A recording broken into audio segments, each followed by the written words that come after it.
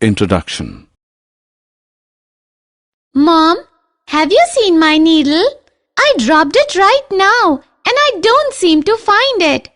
I need to finish my craft work. Yes, dear, I'll help you find it. Let's get a magnet and look for the needle. What is a magnet, Mom?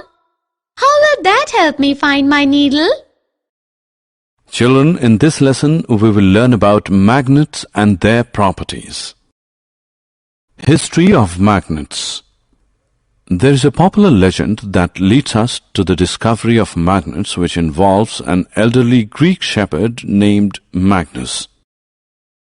It says that Magnus was herding his sheep in an area of northern Greece called Magnesia about 4,000 years ago.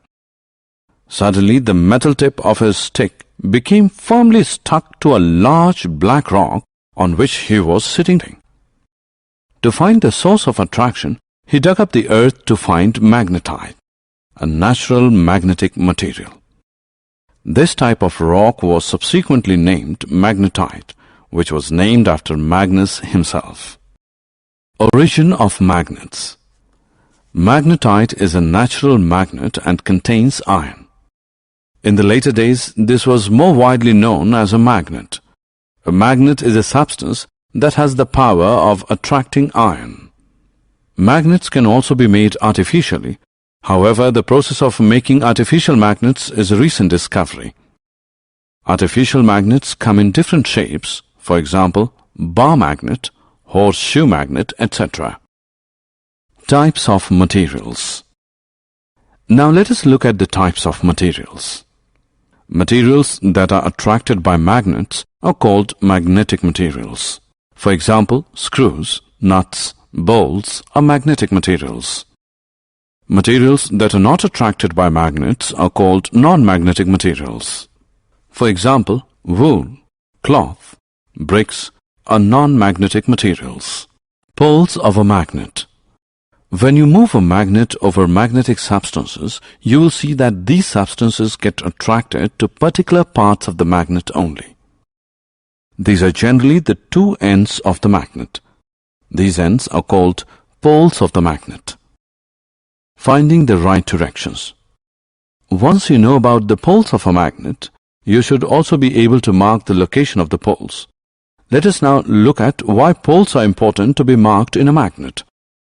We all know that to find directions we use a compass. This compass has a needle that keeps moving in all directions, but when steadied always points to the south. This helps us in finding directions accurately. This is why we need to mark the poles of a magnet. Making your own magnet. Let us look at the steps to create your very own magnet. Let's take a paper clip. Use a thick and strong magnet. Move the clip over the magnet repeatedly in the same direction. Perform this step 50 to 100 times. The movement needs to be quick. Now to check whether the magnet is ready, bring a nail close to the clip. If the clip does not attract the nail, then continue the same process for some more time. Keep in mind that the pole of the magnet and the direction of its movement should not change. Attraction and repulsion. Now that you know about poles of a magnet, let us look at the attraction and repulsion properties too.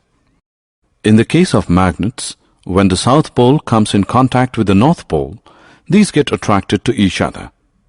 This is better known as opposite poles attracting each other. Similarly, when the south pole comes in contact with another south pole of a magnet, they do not attract each other. In fact, they repel each other. This is better known as similar poles repelling each other. Taking care of magnets. We are now aware of the attraction and repulsion properties of a magnet. To keep magnets safe and in working conditions, follow these guidelines. Do not heat, hammer, or drop magnets from a height. They will lose their property if done so. Keep bar magnets in pairs with their opposite poles on the same side. Use wood to separate them.